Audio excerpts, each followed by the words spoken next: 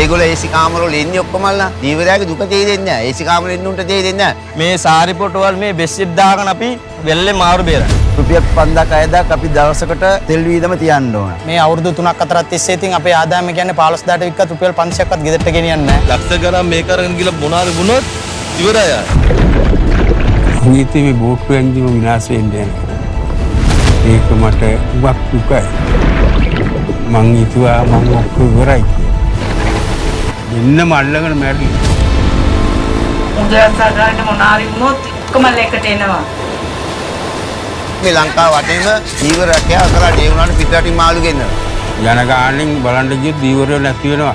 දැන් පරම්පරාවක් එනවනේ පස්සේ මුදුරක් කරන්නේ නැහැ.